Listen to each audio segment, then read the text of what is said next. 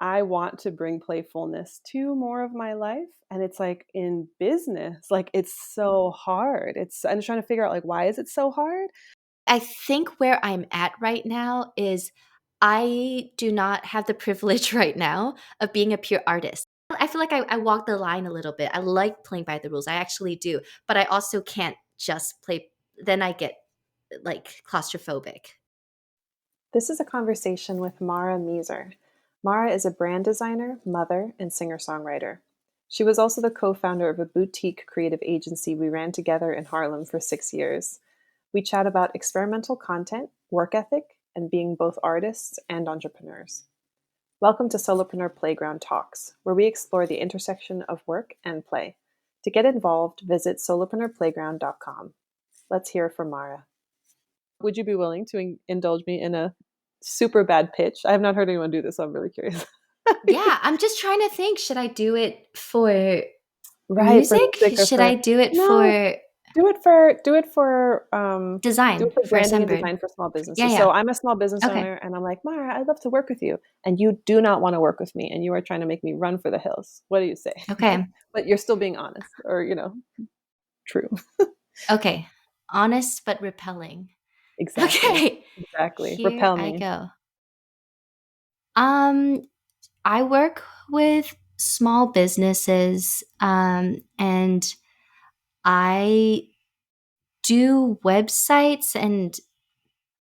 um, websites, logos. I know they're very exciting words, but I actually feel like it's um, it's it's usually a very confusing process. Like it takes you have to ask a ton of questions, and you have to do a lot of digging, and that often feels very uncomfortable, and it takes way more time than you think it is. It like brings up stuff, and I actually think a lot of people want to give up halfway in doing a good, like in doing my kind of process, and actually would just rather like go on Fiverr or 99 Designs and not have interaction with a person who asks too many questions. I ask a lot of questions, and I like to be in touch with our feelings. Um, and I'm pretty direct about what I think works and doesn't work and what's a waste of time. But you do end up with like a website and a logo. But it might not be what gets you the most business or like the most money. It might be, depending on your values, we could be prioritizing something else. And so yeah, I don't know that you want to work with me. I'll be in touch. I'll circle back. I'll circle Perfect. Here's my email. back. Having like a support, it is relevant even to like solopreneurship and stuff. Like having a team that's taking care of anything for you is Right. going to feel different. I think Yes. that's I think so. I mean, it doesn't answer the question what videos. And what the so I had a conversation with him, and he has like really, I think, helpful prompts, but it's still not satisfying to me just to think about how to make a bunch of videos that people will watch. Like that mm, starting place is not inspiring to me. mhm, Um, mhm. and I think we've identified, which I really like for this year to be about, like finding my voice, finding my rhythm, and finding my people. Um, Hmm. I mean, they're huge, but it means a very specific thing. And like we've talked about this idea of building in public. Anyway, very helpful, blah, blah, blah. And finally today, I was like, you know what? The problem is I don't like short form content. I myself don't consume it. So I'm not interested to create it. Like it's not fun for me. It makes me Yeah. feel fractured, and it's not how my brain works. I don't even like watching short videos. I don't Mhm. watch videos on I don't need. Instagram. Yeah. I don't like TikTok because I don't like it. So I think that's why it's such a disconnect for me to try to make it.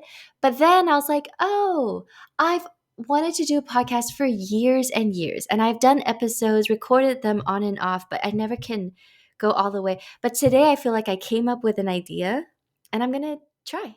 Anyway, What is Bianca, the I'm done idea? answering your question. No, that's like the perfect. I'm not even getting into it, and you're already answering like questions in advance. I love it. What is the idea that inspired you to go from, okay, I don't even want to do content things to like, oh, this is the long form podcast type thing that what is it? I'm so curious. Yeah, so unlock this morning was like, I need to stop trying to solve for short form. I need to do long form, which is Yeah. like blog, podcast, or like a vlog maybe. And I was like, podcast is what I've, and one thing I keep trying to ask myself is, what do I want to? What do I want to do? What do I want to make? So then I don't get frustrated. Anyway, so, I've been obsessed with the Bible Project for a long time now.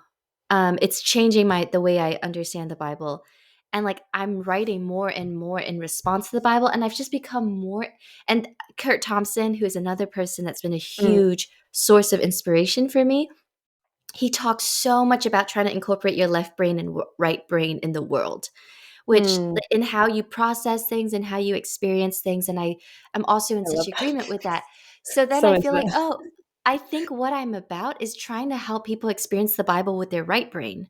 I think that's what my art is becoming. Like the last four songs I wrote, it's all about coming at these verses from my right brain of like the experiences I have in motherhood and all of that stuff.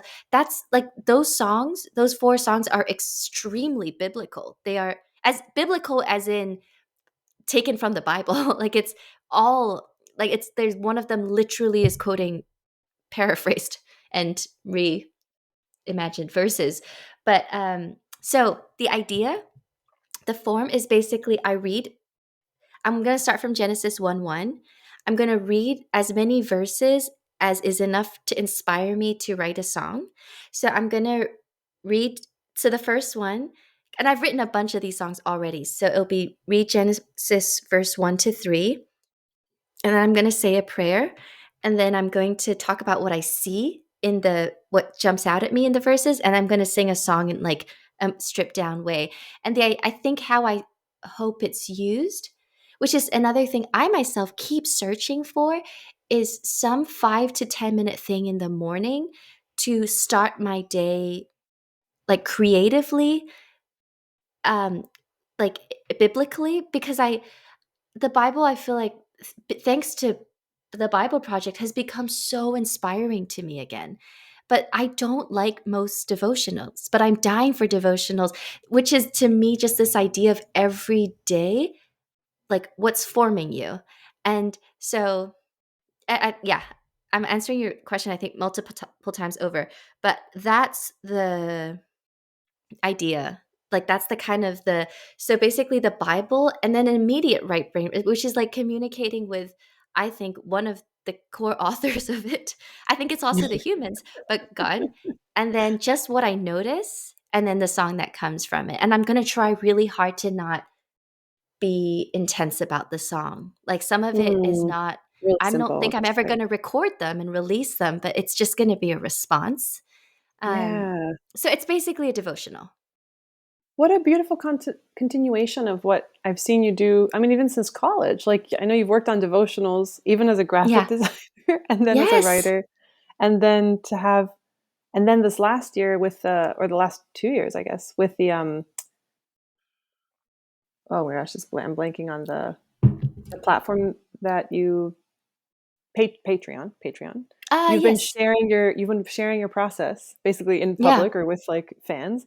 And so now doing that in this format, it's like bringing it back to the Bible where it's like you're modeling being inspired by the Bible and using your whole brain to respond to it. It's like modeling whole brain worship in real, you know what I mean? I think that's Yeah, and cool. I think what I always am trying to is, like, just doing musician-y things is not enough for me. And, like Yeah. but doing a Christian thing also is not right for me. Like, Mhm. it and I've always keep trying to, like, find projects that blends things, and I have found them, and I love them.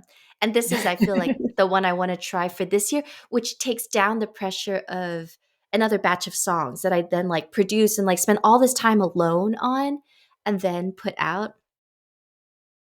Anyway. That's really interesting. I really it's fascinating because even just preparing for this and thinking about how do I want to ask questions about Yeah. you saw in the prompts when I shared like what the questions would be and then I changed them. We're gonna change, I but love like the I new ones. you like the new ones, yeah. Yes. I keep thinking of the word work because I think with solopreneurs, like you're an artist who's also doing design, like it's like what kinds everyone's doing multiple kinds of work, even like parenting is work, so Mhm. I feel like a lot for me of like solopreneurship is about owning your work and naming it and kind of tracing who's benefiting here, what am I getting from it, like kind of owning that whole process. So I think it's cool to hear you talk about um, your process for figuring out what kind of, I hate the word content, but I'm just going to embrace it. What kind of content am I Yeah. going to make? Because it's like producing a song is one process, and it's Yes. unenjoyable in these specific ways, but I want to do something like it for these specific reasons. And so how do I Yeah. make something, it's like you're innovating in the form between song and mm, Yes.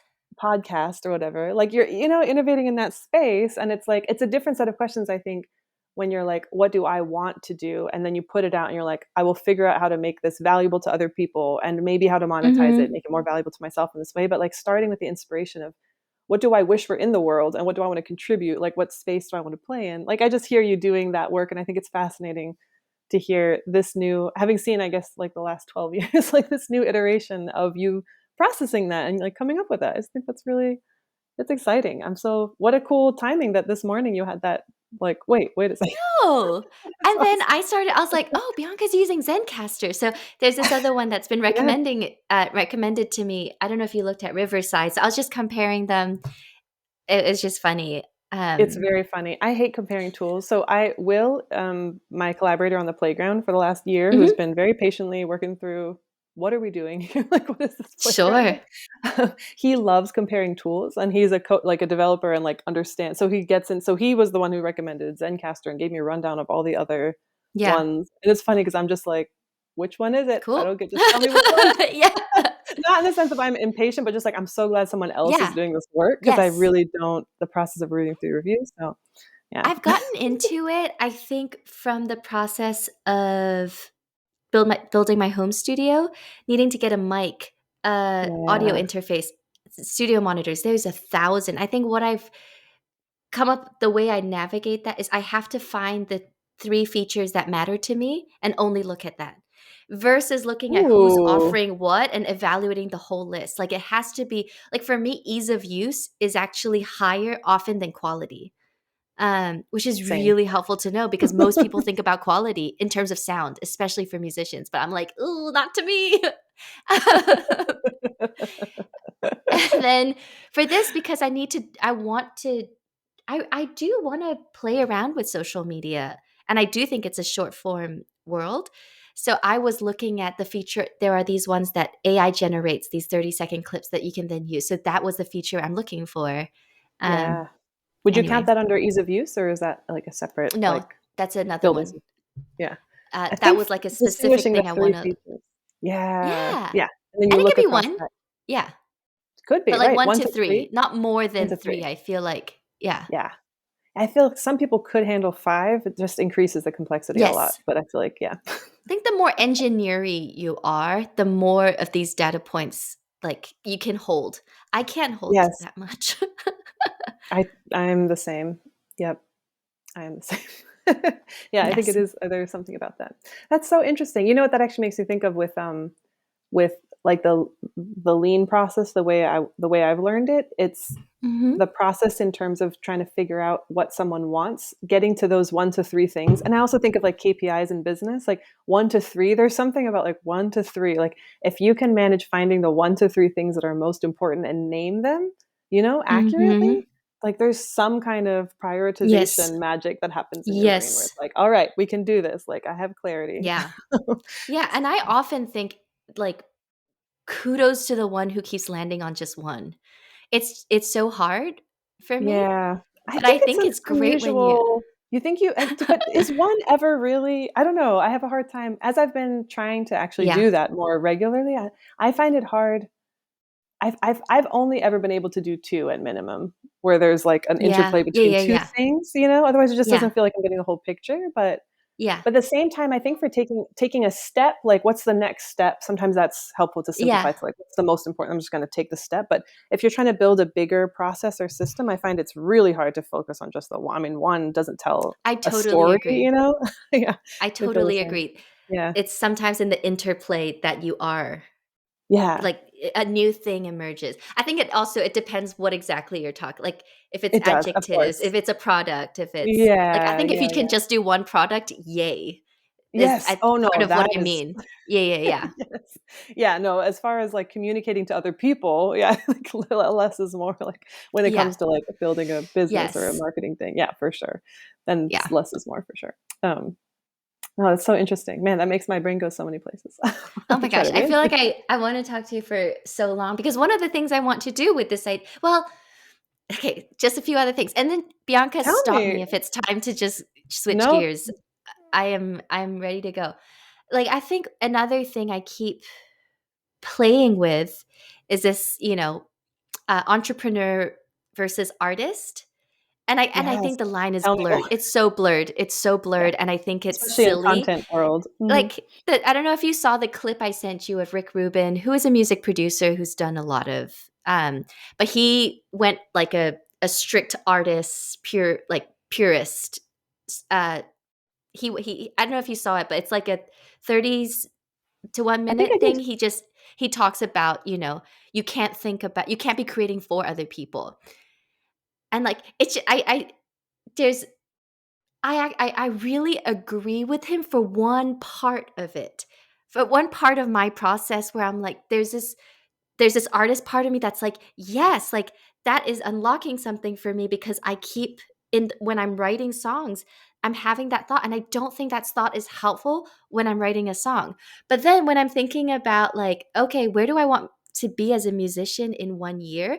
I need to think as an entrepreneur. And then I don't think it's helpful when you reject thinking about your audience and like all of that. I think that's, to me, foolishness if you get purist when you are being entrepreneurial. Like I think where I'm at right now is I do not have the privilege right now of being a pure artist. I think sometimes when you've been going for really long and you've carved, like I think Rick Rubin can afford to be, and I think he has a privilege that he has. I don't mean privilege in a bad way. I think it's a great thing. And so, like, yeah, like great. Enjoy your privilege. Good for you. And a lot of people, well, some people work for their privilege. Um, but I mean it in the as baggageless way as possible. Like if you have the privilege of being a pure artist, like yes, like build that world where you can be purist and like create this like ooh thing for yourself. Great, stay in it. I think if you enjoy it and that helps your creative process, go for it. I'm not there where I can do that. And if I do that, I can foresee in 1 to 5 years, I'm not going to be where I want to be. So I need to be entrepreneurial along with being an artist to it's like that my entrepreneur has to take the hand of my artist to lead it forward because my artist is wanting is more like like looking around and it needs some like a really gentle person like now we're gonna go here and the artist's gonna be like okay cool um and so I think that's how I'm visualizing it, and it's helping me talking to you now of then then I think those two parts need to hear like the artist part of me really likes what Rick Rubin said. The entrepreneurial side finds it unhelpful. But like this part is like, yes, like I want to and I think I can collect different wisdoms for them because they need different things, those two parts. And I think the entrepreneurial part, it's so funny when you just said, I'm going to embrace the word content. I think the entrepreneurial side of me this morning just went, I need to embrace content creator as a thing. Like it can feel icky as a musician to be like the word content creator. But I'm like, no, I think I'm actually the way I want to do this is more the content creator route than the musician route. Um, Mm, yeah. but I do think my artist identifies as a musician and not a content creator. But I think my Interesting. content creator is looking at my artist and be like, we're going to treat you like a content creator. And I'm totally okay with that. The artist You is do like, what you "Cool, need to whatever, do. as long as I'm Like, what? I free, don't as care. long as I can do what I wanna do in my space." Yeah, that's how my inner artist is like, "Carve me a space and leave me there. I don't care what you people do." Like, it's just like Whatever. Call me yeah, I mean, I have some, like, what do you call it? Like, I have pushback. some yeah, boundaries, some things I won't do. Sure. Like, obsessed with reels, or, like, churn out reels. I'm not gonna do that. I can't. Yeah. Yeah. This is hitting me even as a parent because I think so much of how I frame parenting is channeling channeling what exists or directing what exists. Like you're this kid has just a bunch of energy and a bunch of traits and a bunch of things he wants to do and a bunch of, and it's like how, like literally so much of parenting is taking that energy and moving it around in a way Yes. that's like they're getting what they want, and like they're set up for the future as well, and you're also not, being harmed or bored or whatever the process. Like everyone, like I feel like it's so much directing energy and drawing. So I feel something like that with also my inner artist, and I also use the parts. I feel like, Yeah. yeah, hearing you use Yes. parts language, I'm like, oh, my heart. But I have a similar thing with like my inner, where it does feel like it's like a child who like Hmm. it's beautiful, and you don't want to crush that, but it's like, No. yeah, you need other, it's in a dynamic with other parts that do need to get certain things done or need to, Yes. yeah, make sure you survive essentially. But that artist, you can't put that on the artist. You can't put that on an inner No. child. Like you need to act a certain way or we're gonna die. Like you can't do that. That crushes the Yeah. person's spirit, Yeah. makes them grow up, right, or whatever, in a way that's not good, I Totally. think. Yeah. I feel like my artist is so much younger than my entrepreneur Yeah. Mine or mine part. too. Mine Yeah. too. It's a will baby. Yeah. Get scared Yeah. very often. But I wonder if a lot of artists are kind of Yeah. people. I think a lot of artists that embrace the um, embrace it all the way and aren't as entrepreneurial. I'm guessing that they are just sort of a lot in touch with their inner child and kind of living from them Yes. first, which is awesome. I'm also trying to figure out like how do people do that, and like It's so yeah, I think it's interesting what you're saying because I think of Jacob Collier. Like, I think yes. of him as really protecting his child likeness, but I also think he's a lot more mature than me as an artist. There are things Mm, he says and the things about his creative process and a kind of self knowledge that I really admire. mm, But so it's interesting because I actually would put him as, in one sense, like much more mature and much more ahead of me. But also, in some ways, it's like a part of that is that I think he maintains this childlikeness better than I can right now. So it's mm. a kind of Yeah, interesting, like what you're yeah, saying, that artists that I think often feel most aspirational are the ones who play best. Um, yeah, yeah, and that actually is for in the artist part world like a sign of maturity is like yeah, childlikeness, which is yeah. interesting. Yeah. Yeah, I've it's so true. The how that's interpreted and what it's like, that's almost, yeah, that's like a sign of a good, like, oh, you did something good and important and you're still, like that's a good, versus like I think the business world, or it's you have shiny object syndrome. You have Yeah. ADHD. Yep. You're Yep. distracted. You're not being responsible. You have to focus, like, pick a niche, like Yep. be an Right. adult, be an adult, be an Yep. adult. I think that's one thing I want to play with these conversations is like how I'm very passionate about, okay, passionate and anxious about bringing my inner child, whether and I don't Mhm. know, artist, not artist, but like bringing those parts together. I think being holistic, I live better and work better on so many levels when I feel playful about things. And I notice there's such a feel, you can feel playful about the same event or experience, right? And it's like I want to bring playfulness to more of my life. And it's like in business, like it's Yeah. so hard. I'm trying to figure out like why is it so hard?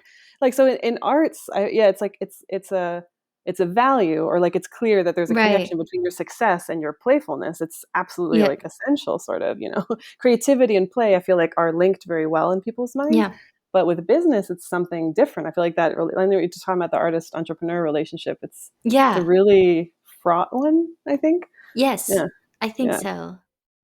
It's interesting. It makes me think, I think part of because of those voices, because of that pressure, and so often I'm like, I don't even know whose voice this is. And sometimes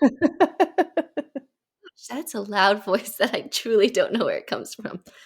Um, like playfulness is a discipline, I think, often. Like you have to it's like you have to fiercely protect it. I think that's where I find someone like Jacob like so much more mature because the way when I look at him, I see a man who fiercely protects.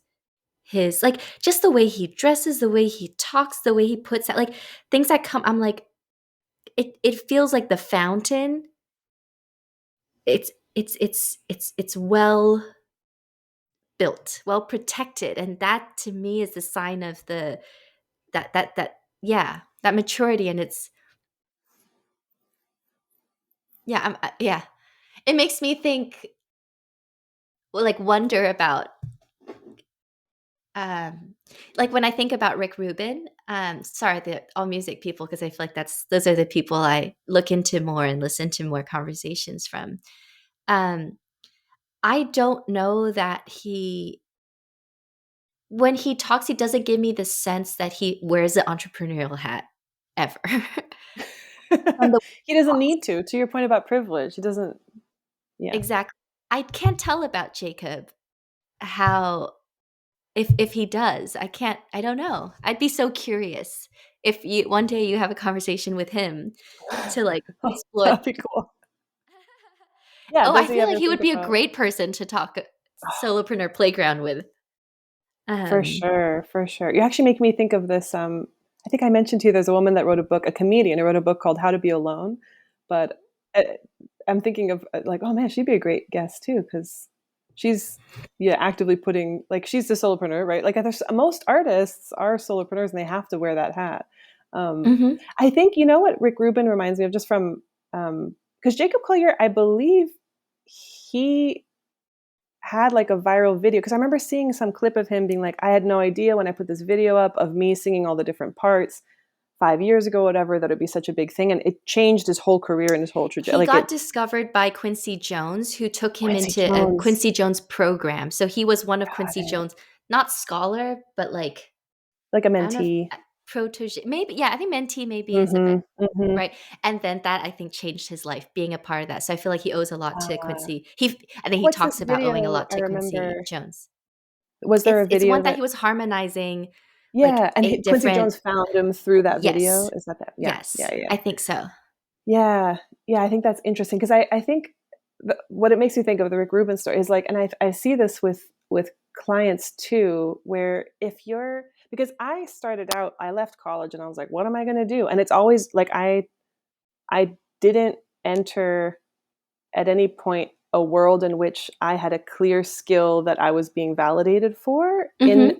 in the outside of school, right, or college.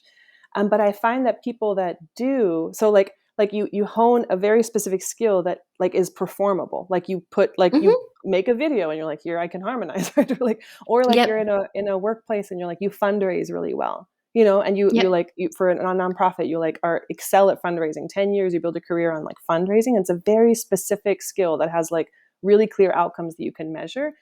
Those people, I feel like when you have a demonstrated skill that you're getting validation from a large group of people, particularly in like a whole Mhm. field or whatever, from you don't need to think as much about Yep. entrepreneurial stuff because you have Yep.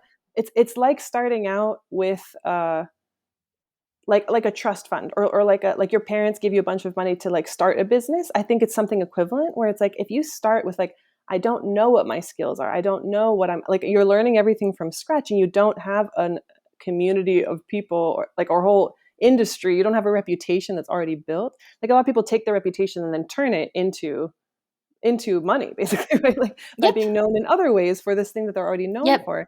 You know, it's so much easier to do that than to like start out not being known for anything and have to like build from essentially scratch. But I think of it like that I don't know, it's reputation. I guess like you build a reputation in one thing among certain people, it's easier to pivot that or to monetize it or to whatever, expand on it than it is to like build a reputation from scratch. Like here you are, like, Mhm. you know, without clear skills. Cause I think of like my Yes. skills being like, oh, I can like do literary criticism. Like I have challenges publishing anything. So it's not like I'm publishing, I don't have even a bunch of like a published work or like I can do poetry and it's like I don't even have poetry in magazines. Like, there's nothing in the world Yep. outside that shows that I can do these things. So the Yep. skills that I have. So I think about that like yeah, anyway, so I think that's why programs like I imagine what Jacob Collier experienced with Quincy Jones, like you're literally being drawn into a high Yes, an trust, you ecosystem. know, an Yep. ecosystem. Yeah. And you're already skilled. You qualified to get in Yep. there and now you're already skilled to do it. And kind of builds on itself. But yeah, I think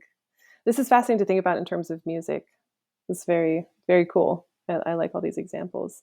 Do you want to talk a little bit? Because I'm mindful of when we're published that people might not know that you are not just a Yes, singer we songwriter can and content have a more creator.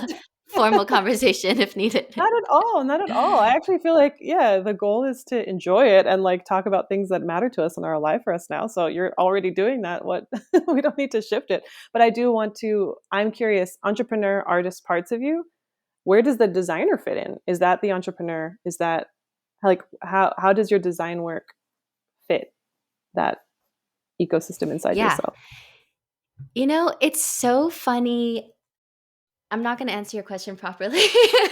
But Good. yesterday was a roller coaster for me because I've been having a lot of thoughts for the first time in the past 48 hours. Um, This is great timing. You just share them yesterday, right here. That's I perfect. know, I know. It's like I subconsciously was like, I better have something interesting to say to Bianca. Let's have thoughts. um, I had the thought yesterday that I might want to really stop doing design for a while, or at Oh, least outside of. I have one client who I've worked with for a really long time, Cynthia, who you know, Bianca. love Cynthia. Um, I love her. We have an ongoing relationship. I'm almost a part of the organization at this point. So, but outside of that one, for the first time, I was like, what if I really stop? Because I've thought about doing less design for a while. Um, and I guess for those who don't know, design is something that came out of my burnout from music. I graduated from NYU with an acting degree, and all this stuff happened, acting, music, blah blah blah, and I was going for it really hard. And then I hit this huge wall, and then design came out of that. Of I do not want to be around people, but I love people. How do I work with people without being around people a lot?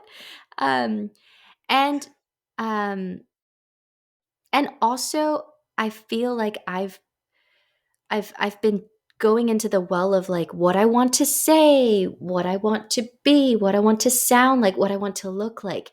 I do have this desire to now obsess about other people's stories the way I have done for myself, and I'm very tired of it right now. I don't feel like there's anything more. I just feel dry. And then design, I think, came out of a lot of those things of, and it was a skill I picked up as I was making music. And you were there right at this point, Bianca. I feel like we had so many conversations. Exactly what you were saying just now. I feel like I relate to what you were saying about kind of having to figure out what do you have to offer and the people will pay for, and a lot of those questions that led me to design. And I always talk about how for me the joy of music is like a 10, but the pain and confusion and difficulty of making music is at a 9. And I would say the joy of design and working with small businesses, branding, which is what I've now done for 10 years. I don't know. What is time? uh, You started 2015, so I think like 8 years now. yeah. And then I think before that, I did some For that. random Mm. projects Oh yes, for yes, like, yeah. yes, but It's been not, 10 it years. wasn't my main thing. It was As you were very much transitioning, just, yeah. Um, I'm losing my thought. how design Oh, came out of the burden. Yeah. yeah, it came, and the joy of design, I feel like, is a 6, but the pain and difficulty and struggle is like a 1, maybe even a point 0.5. Maybe at the early stages, it was like a 3, a lot of learning, growing pains, but now it's barely registering on the scale. There's not really any struggles. Except because I think of this delta, when I'm doing design, I'm always like, oh, I miss experiencing a 10, which is what I experience when I make and share music. Um, like I did a listening party in December of these new songs I wrote, and I felt a 10 sitting in that room. playing music I made for people, with people. I made it for myself too. Um, and and and yesterday I had the thought that I keep wanting to experience that 10. I keep wanting to experience that 10 because who wouldn't want to experience the 10 if there is a 10 that can be experienced? And I'm like, I will not experience it as often if I keep being like prioritizing the 6. But it's so funny. And I had this thought, I was like, what if I really made this year about cultivating that life of more 10s? But it is work because I have to find a way to manage that 9 and bring it down and work with it. And that takes a lot of work too. Mm, it's double the work. Because You gotta do the yeah, work because and then do the work about the work. and it's just a one. In some ways, when you do the math, you're only getting a 1 because of 10 minus versus a 6 minus 0. Um, but you can't compare what a 10 feels like with what a 6 feels like. Maybe 5. I don't know. Um, anyway, Good I was clients. thinking about that. Um, and then, and it felt, I was like, I really want to. I really want to. It felt kind of scary. And then I had a client meeting a couple hours later. That was when I was driving back from dropping Philip off um, at school. And then I had a client meeting, and Bianca, it felt so good. It was what you talked about earlier. I feel like at this point, 10 years in, I work with certain small businesses really, really well. I feel so valuable when I work with like my ideal client. I can tell what I'm saying, I'm helping them even understand their problem in a new way and helping them walk towards a solution. And I see the relief, I see the appreciation. And I would say that's 90 to 100% of my projects these days because I think there was a Wow. lot of trial and error at the beginning. And I also work with a very small number of clients now and a lot more repeat. So it's people who already know and trust me. I but then I was like, "Oh, it's so hard to let this go because it's really nice to feel so validated." Like I almost feel like there is a system for it's I don't feel so alone in design. It's like and branding and working with small businesses. There is, I feel like, a bit more of an ecosystem the more I play by the rules here. And I'm not someone who I feel like I walk the line a little bit. I like playing by the rules. I actually do. But I also can't just play. Then I get like claustrophobic if I just go by this is how you grow a small business branding agency. If I I was just gonna follow ask that, which rules you were talking about. Yeah, what does playing by the rules look like? I I'm think fascinated certain by ways. thinking about business as a game. I think it really is. So, Oh like, yeah, yeah, like, what is the you game? know, always having leverage of, you know, and being obsessed with credibility, presenting your past work in a certain way, toting certain accomplishments. Like I know there's a way I can talk about myself that's going to impress somebody more than another way of talking about myself. And I think where I like go between is sometimes I will do that because I want to impress certain people if I want them to hire me or be a speaker, certain things. And sometimes I don't want to because I'm like, no, no, no. If you won't respect me for intrinsic value, like don't. I'm not going to play your game and give you reasons to think I'm worth speaking to. Um, but I do think sometimes practically and I think it's in those moments how I talk about myself where I become a little bit more conscious of like, do I want to play by the rules? How Hmm. it's actually often in how I talk about myself. Yeah, that's Um, interesting. It sounds like, yeah, like personal credibility or kind of personal brand sales, like how, yeah, which I totally get. So when you're thinking of the rules, it's not like money management or how you deliver a service. You're thinking specifically of like getting clients and like talking in that phase before they trust you really well. Like, that's where it comes. I feel that tension the most. where the I rules bother think you. Yeah. where I feel like I have a choice. And I make Interesting. choices every now and then. And I'm okay that Yeah. I make different choices. Yeah, yeah, Um, you I play don't feel with like I'm a pausing. sellout but I also sometimes go, no. Yeah. I will intentionally be uninteresting as a business owner. They're both Um, forms of like having power in the situation, I think, you know? It's like, yes, I'm free to choose. That's its own kind of power. And then like, do I want to play that person? Do I want to play that game right now or not? And then, yes. yeah, that's interesting. That's cool. Yeah, I get that. Yeah, I think another obvious way where I really don't play by the rules is I'm not optimizing for profit. Mm, I feel like so much of the best practices, how to grow, how to get your clients, how to get to six figures, how to get to seven figures, how to make your first million. So much of it's about making money.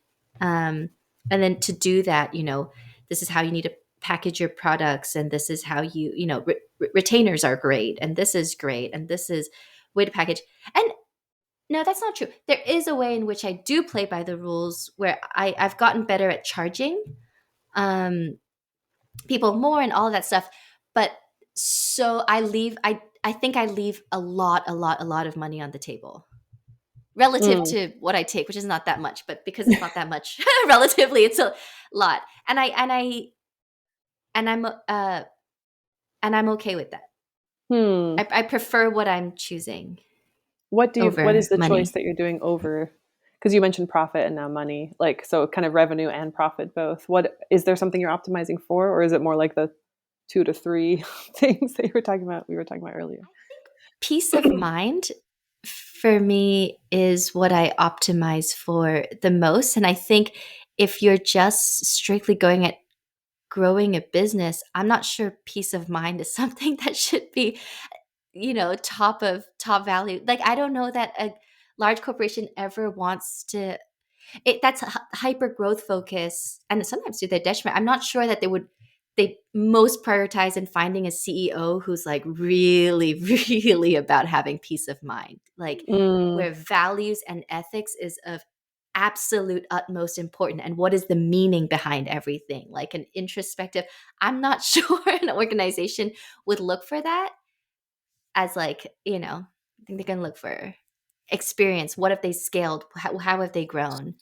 Much more than that, but I think that's what yeah. I That makes me think um of the book Good to Great, which I think yeah. we've talked about because I read it when I was freelancing back in the day. But it really struck me that the CEOs, because they profiled all these CEOs of like publicly traded companies over that were like very profitable over 10 years or something like that. It was some very wide study, right? But like consistently, all the CEOs of the companies that did perform the best were like family oriented, a lot of integrity, very quiet, humble people that had, the team of rivals in their top slots, and like really solid people with lots of integrity. And the folks that actually they did Hmm. okay, like they obviously, they were profitable while they were Mhm. in office. They were like executives. The companies did okay, not as well as the other guys. And then when they left, the companies would do worse. Like there was this link between. So point being, it's interesting, but they were very public. Like the folks that were basically more narcissistic, more out there, they were very public. And so it's that whole, I forgot what the name of the Hmm. cognitive bias is, where you see them around a Right. lot. And you're like, wow, this person, they're profiled in this magazine and this, and they're writing this thing and they're on this video and this TV show. But it's like they were actually a minority and their businesses were not performing as well as these other quiet, humble people. It gave me a lot. I remember reading that being like, whoa, because Yeah. my assumption, and I think that's like, I wonder if something to do with American culture where there's this like confirmation bias of charming, extroverted, overly confident people Yes. perform well. And it's like when you actually look at the numbers, they don't though. Like it's actually not true. Yeah. Like there's this lie, that that's true. Anyway, so point being, not that it's not true that people look for people like that, but I think it's part of like this bigger myth of extroversion and charisma that is very like American self-helpy, kind of culture that is not validated by actual data. So anyway, That's a really good point. Eh, One thing I wonder about often, I think because my husband just went back to work as a CEO as a of a CEO, yes, company, he's in the middle of that. of a company, and we're having so many conversations because he has experienced a huge shift, because he took a big step back in COVID, spent time with kids, prioritized family, and now he's going back and trying to reconcile his new moved up priorities and values, um, with the expectations of the board, with the expectation to perform, and trying to figure out what's mutually exclusive and what's not, Mm, and how he can continue to be present while growing this company. And one thing we talk about is the I feel like very often the people who speak with the kind of wisdom that I admire, which is what I think the great profile to mm, use the model of the book, often have gone through a period of extreme striving and mm. kind of like balls to the walls kind of working, and then learn from it, and then Yeah. step back and shift, that's often a part of it and a necessary Mm, part of it, that somebody mm, who's relaxed from the beginning, I'm not sure gets to great. And which I don't know, I really don't know, I genuinely, mm. but so often the profiles I've come across, and so this is anecdotal, it's not that, yeah, me, very limited perspective and anecdotal, um of feeling, yeah, that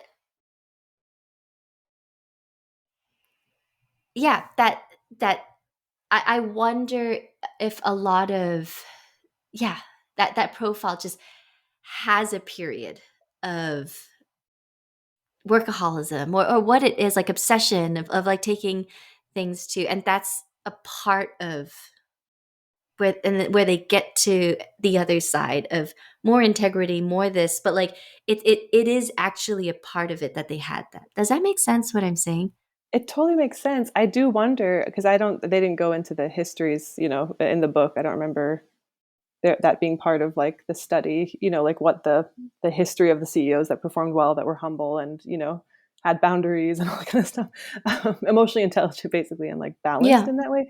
They didn't go into the history of them, but I have thought about exactly what you're describing from the perspective of noticing that people that share messages that I think someone like, like we Mm, would consider wise, if they haven't been through the workaholism phase, even if it's the same message, that it's received differently by people that are workaholics or attempted to be workaholics.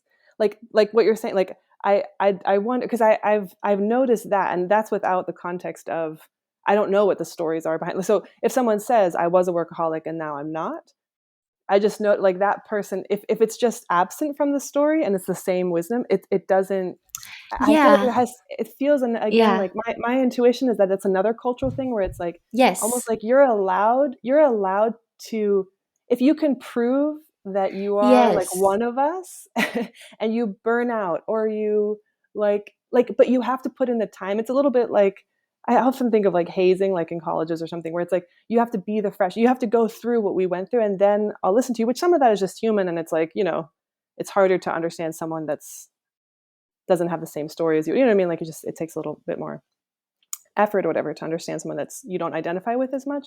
But I think some of that is a little bit of the it's again, I'm just talking about cognitive biases or assumptions, right? Like the assumption that a CEO is like super charismatic and outgoing and fully into his work and kind of a workaholic, like actually the ones that perform well like actually aren't. It's like kind of weird. Like so it's similar way, like I think the connection that you're making of I think people go through that workaholic phase before they can get to the wisdom. I'm curious. I don't know what the actual data on that is, but I have noticed that if that's in the story, that workaholics will listen, and if it's not in the story, workaholics will not listen. And I think that's interesting. That's I think that's a really that's such a interesting. good Yeah. point, because I do think America is full of workaholics, Yes. and it's very obsessed with work. So it makes sense that as a culture there is such selection bias to the stories that we find interesting.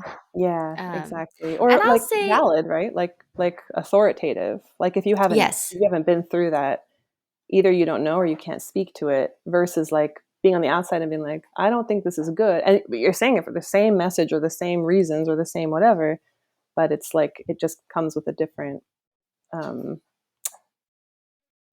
yeah, it's respected differently depending on who it's coming Yeah. from. But yeah, Yeah. interesting. That's very interesting.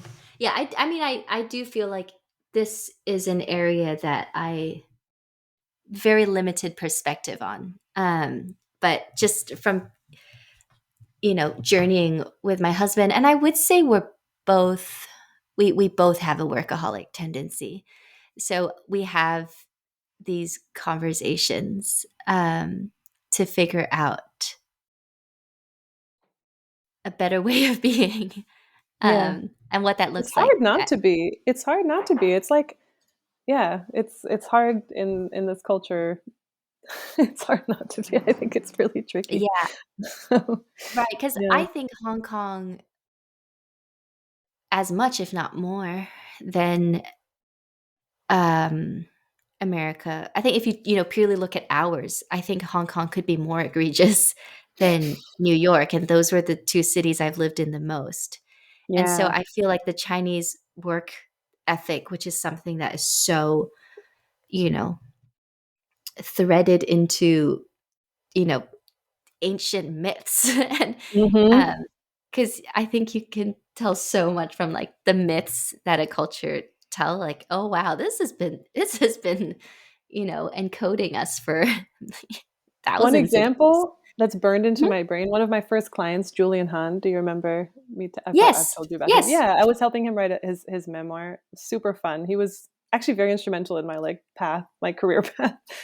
Should reach back out to him and tell him that. But I remember yeah, him telling me, uh, it's not a proverb, like, yeah, like a story that he learned as a kid that like kind of guided him, and it was of a person who was studying late into the night and kept falling asleep to the point where he stabbed himself in the leg to keep himself awake, and this is something to emulate. And I was like, wow, right, yeah, I can see how your life was more or less that. And his story included him getting actually cancer and him being like, wow, I think that I maybe shouldn't be doing three full-time jobs at the same time, and maybe you should yeah, like that was. And he was writing this memoir because he had a son, and he was trying to kind of get that balance or figure that out, and sort of seeing the consequences of overwork and workaholism basically. um, but it was interesting like to hear, yeah, that story is burned in my mind, the stabbing yes. himself on the leg and him being like, this was my inspiration for life. I thought, wow, that's literally brutal. Like, that is actually violent. Oh gosh, It's those very the interesting. Chinese stories that we had to memorize as like a 7-year-old, like the one that is burned, which is a whole different thing, but is of this child, and with his parents, they are very poor, and his parents were very sick, and like like there were mosquitoes. It's like I might be really messing up the story, but this is how I remember it.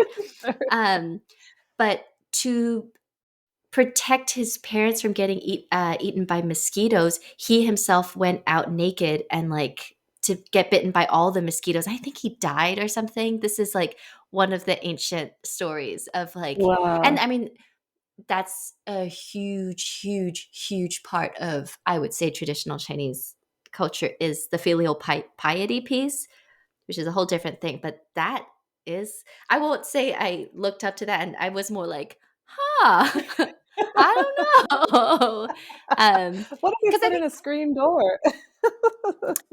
I feel like there were other ways around this. It feels like some creativity was lacking in this whole situation, which probably for me, even from that age, my dad is English and very English. And I feel Mm, like I grew up with that interplay. It's funny what we were talking about way from the beginning of, um, you know, the helpfulness of like narrowing down things down to 1 to 3 concepts or words or keywords. That's always like a helpful exercise, and how sometimes it's more helpful to have one. I feel like that I'm English and Chinese, yeah, like in how I grew up, there was always that yeah, um, interplay. Yeah. right, right. Yeah, I find, because I'm the same, my parents were also different cultures. And so I think when you grow up with like multiple cultures in your own home, there's more Mm-hmm. consciousness of culture informing you and freedom of choice Mm-hmm. between them. Like, I'm going to take this Yes. or leave this, or versus Yes. someone that it's one culture and you have to either fight it or accept it. And it's sort of Yep. like a very dual, there's not much Yes. choice within those two things often. Right. And I feel like there's the gift of that choice, but then there's this tension you have had from birth that you are merging as something that's not, Not either one. that's in tension with Yeah. the two Yeah. people you are dying to like be one with or, be Yes. safe with. Yes. Um, Yeah. and, but that's going into a whole other world. The tie-in is culture, and I think like American culture, workaholism, because you mentioned like Hong Kong, New York City, Chinese culture as the broader culture, American culture, like workaholism, or whatever you It would will define it, thrive in that. hard work Yes. ethic. Yeah, it's like this is not something to look out for. Oh, you should really be balanced in your life. It's like Yes. no, you will be validated, honored, Right. praised, given money, given positions of actual power and large influence and income if you follow this. I mean, Yes. it's the opposite of a training ground for some other ethic to emerge. It's like that is Right. in the water. So I think, yeah, that's why I say it's hard to not be workaholic. I do think my parents are both very hard. My dad is definitely workaholic, but my mom was way more balanced, and so I think there was I did grow up with like like it wasn't an assumption Mhm. that you Yeah. overwork, and she seemed to enjoy her work too. Like, she had a lot of pleasure in it, where I think for my dad, it was more complicated. So I think it was helpful to see, like, I did have that difference. I'm like, which one do I want? Like, I definitely would rather be like my mom than like wake up at 5 a.m., go to work 12 hours, go to a work dinner, come home exhausted, complain about work, go to sleep, repeat. Like, I know I'm not doing that, So I think it's Yeah. interesting how one's expectations are shaped. But That's so interesting, Bianca, because that makes me think I don't think either of my parents are workaholics at all. And interesting. Yeah. yet I, from very young, could not stop working.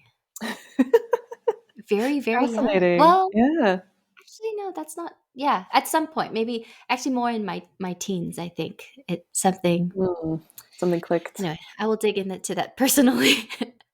Yeah, yeah. Well, actually, I mean, from my understanding of like developmental stages, around 12, like teenage is when you start understanding, oh, there's a hierarchy in the world and I got to fit into it. That's why I like Yeah. teen cliques and like high school cliques and stuff. So trying to figure out where you fit into the not just the world as a place, but the world as a hierarchy and kind of so I think it would make sense that okay, your parents like that's not what's being modeled at home, but as a teenager you're like Hmm. what works in the world and you're like this you go for it. Hmm. I don't know, that as a rough high level would make sense to me. But Yeah. yeah, super, this is getting into like because I'm been so interested with playfulness. Why is playfulness so hard to achieve or like lacking? And it's cool that you Hmm. bring up like in the arts it's kind of valued and protected, and artists specifically I think are very good at protecting that. And but that's like a silo in the work world in the US. I mean, I think like what do you have? Like there's government, there's nonprofit, there's corporates, big business, small business, which is not really corporate at all. It's a whole different thing. And then there's like the arts. It's like they have very different cultures, but I don't think playfulness defines any of them but the arts. And even within the arts, as soon as there's money involved, like I think of like galleries or collectors or, or I don't know, big movie produce. I don't know what the tone is in those kind of organizations, but basically the more money that's involved, I think the lower the playfulness goes, like the more the business people are kind Well, of, you think that's not true? slash.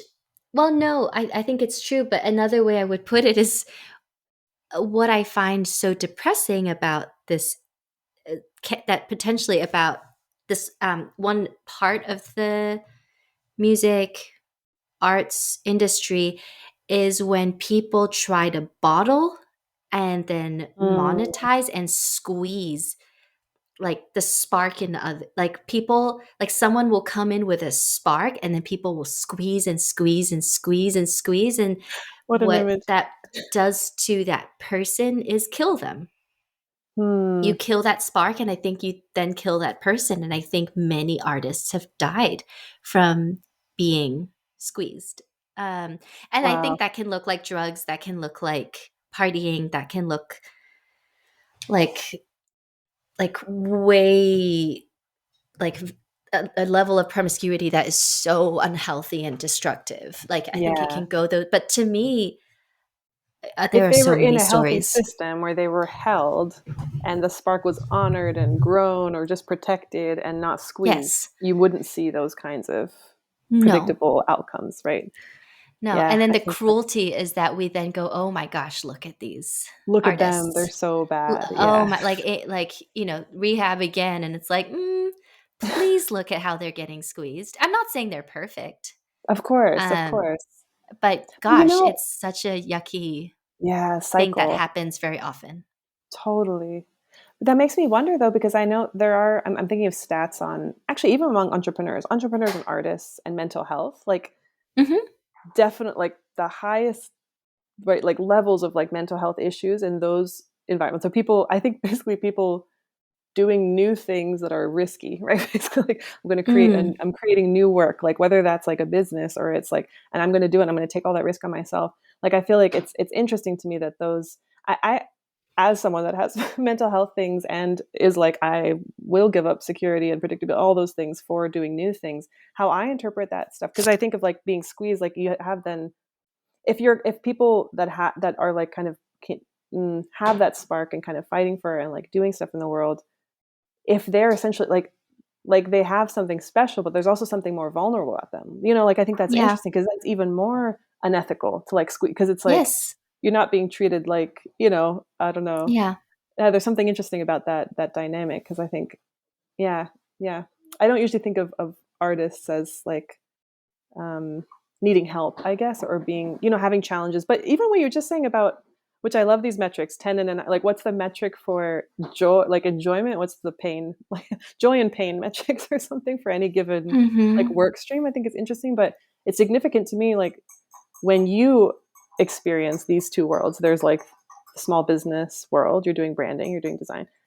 There's a medium level of satisfaction and a very low pain and struggle. And then Mhm. when you're doing art, there's a high level of satisfaction and a high level of pain. Again, like just Mhm. looking at like what kind of person chooses to go, not that I'm not saying, but like Right. someone who's willing to risk and to go with that pain and, or feels that they have to, or like I don't know. There's just something interesting. You're Yes. reflecting both of those worlds or both of those choices in the choices that you're like literally actively making right now. And I think Yeah. it's significant that what you find the most joy in is also the most painful. And it's there's. I'm not making a clear statement about this. I just see these patterns as No, like very you're interesting. thinking out loud about it, which I have been doing.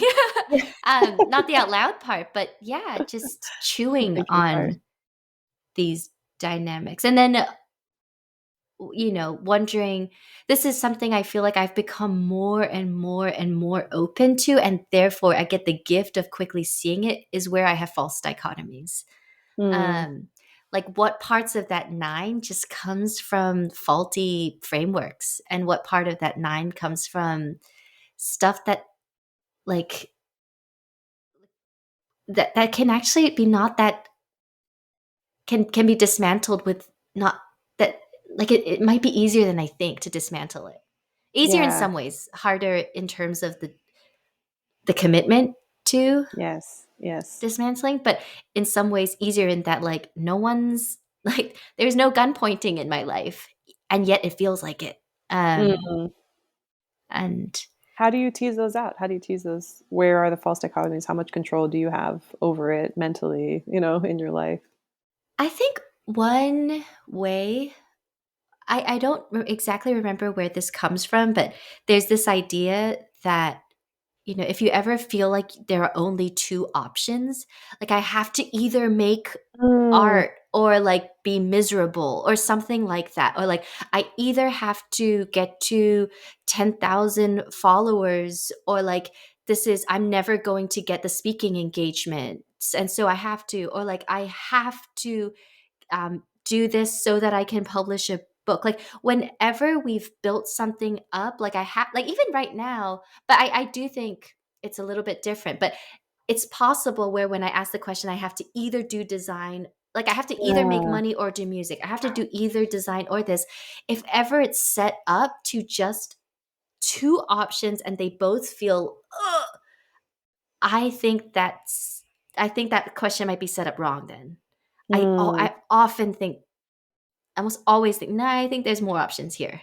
I That's such a really great think there litmus is. test. Yeah, when I you hear think yourself so. say, "It's either this or this," and has that, like, Yeah, intense, I'm like so anxious miserable because energy. I'm like that caught between a rock and a hard place thing, which I feel like I have felt a lot, which I think now I'm like, oh, it probably has some trauma, you know, history stuff.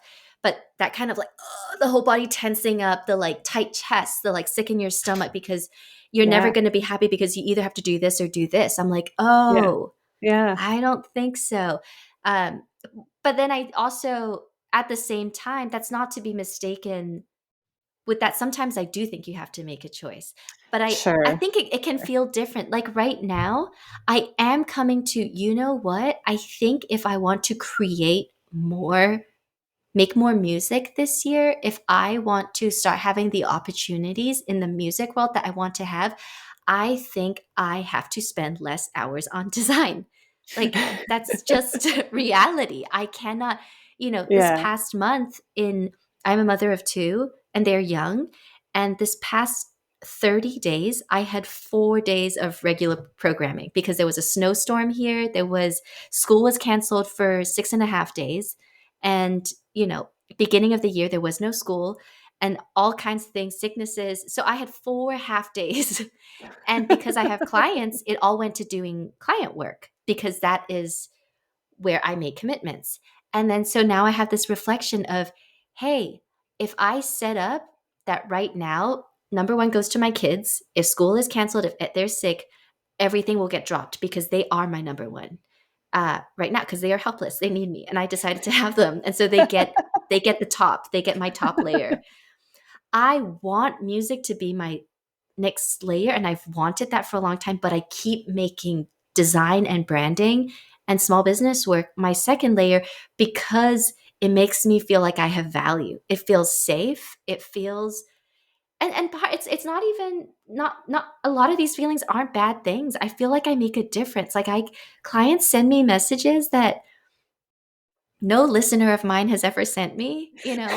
I like I really They're get fans. They're a like, different kind of fan. yeah, I've gotten profanity laced emails thanking me for like work I've done of like, I didn't think this was possible. And like, you have, this is like effing this. And I'm like, wow, I've never gotten Sounds that good. from um, but I, I just have this gut strong feeling, and I've had it over years that, oh, I want to put music second.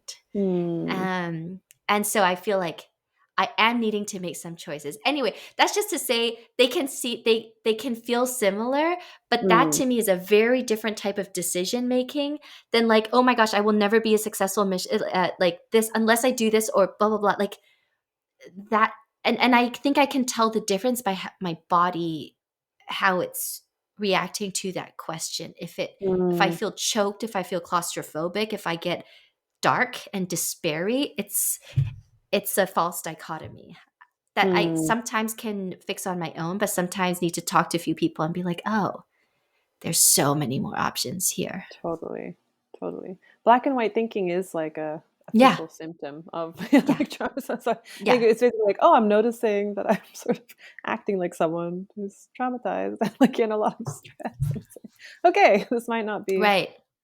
I might not be able to fight my way out of this thought cage by like staying in this space. I don't. That's kind of how I think of it. Like, no, I think checking in with your body because what you're describing of, I'm reflecting, calmly on Yes, my choices, on the things that are possible for me, and I'm going to make a wise choice given the resources that I actually have is a very different feeling then. And it's actually an empowering feeling, I think, or at least when I experience yes, that, I'm like, okay, like, yeah, like, I'm going to test this or I'm going to choose this versus like, I have no power. Like there's no, like I have to do yes, one of two bad things and I don't want to do either of them and I have no power to get out of this. And that's the feeling of sort of empowerment or like powerlessness, I think is super different yeah, in those. Yeah. yeah. And I think it's taken me, I could look at a list and be like, you're black and white thinking, but I feel like it's actually been only recent for me that I can tell when That's I'm doing real. black and white Yeah.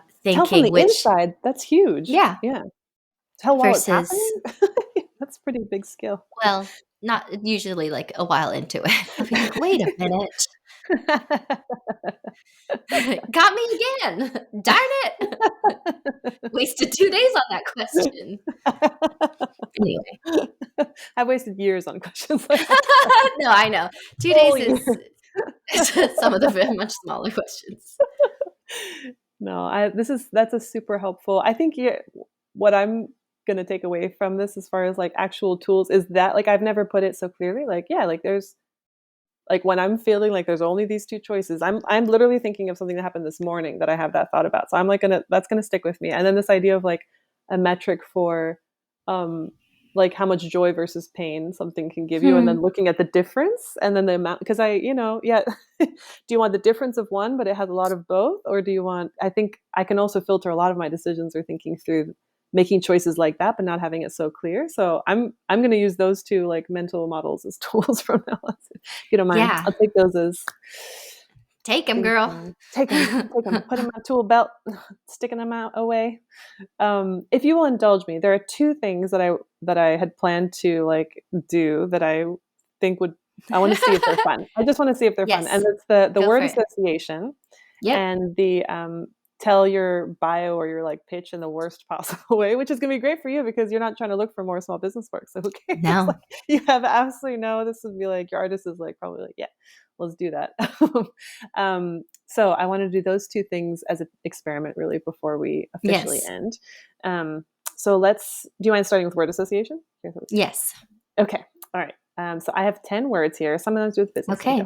So I just want to hear, first thing comes to mind. Okay. Junk. Food. Airplane. Masks. Money. Green. Ketchup. Red. Rabbit. Food. Vegetable. Crispy. Solopreneur. Funky. Drama. Queen. Candy. Land. Business. Books. That's hilarious. A lot of colors in there. I like. Psychoanalyze me now, Bianca. Yeah, this is actually just a ploy. What's my Myers-Briggs? Girl, I'm all over that already. Candy, I also thought Candyland. I actually almost wrote Candyland, and then so it's funny. This has been super fascinating and helpful, Mara. I really appreciate you showing up to a totally new you don't even know where this is going. I don't even know where this is going to go. So it's a risk I we're don't taking need to together. know, Bianca. Oh, Yeah. I love It was that. just a great conversation. My girl. That's what I like to hear. No, thank you so much for sharing about where you're at right now. I feel like all the things that you're talking about it's a different energy when someone's in the middle of it, like you're not, this is not Yes. historical. You are like, I am actively asking this question this morning, and Yes. thank you for opening up about that. I really appreciate Of course. Thank you for asking me questions. it. You are so welcome. Let's do this again. I really, Yeah. there's like 5 other rounds of this I would love to do. Done. So, yeah, I'll have you back. Thanks, Alrighty. Maya. Mm-hmm.